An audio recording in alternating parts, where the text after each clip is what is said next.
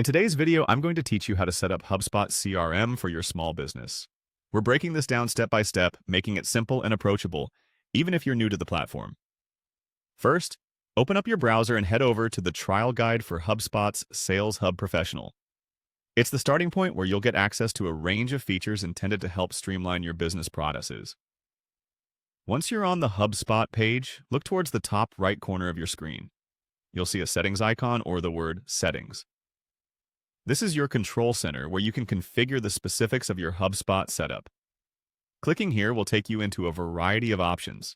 This is where you'll truly start molding the CRM to fit your business needs. Next, let's focus on appropriately managing who can access what features. Navigate to Users and Teams. This section allows you to add new users, assign them to specific teams, and define their roles and permissions.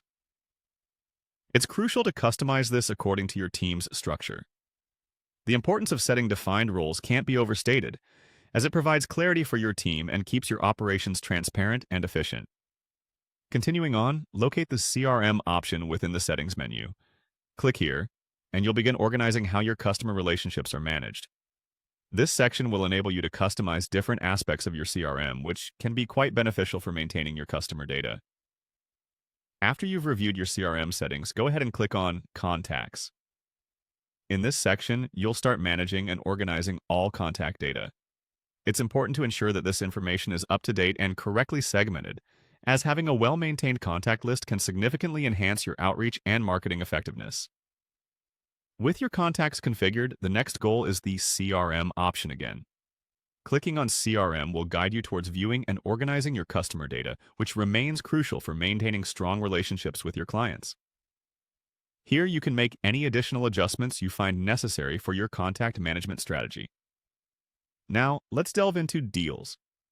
By clicking on Deals, you'll enter the pipeline management aspect of HubSpot.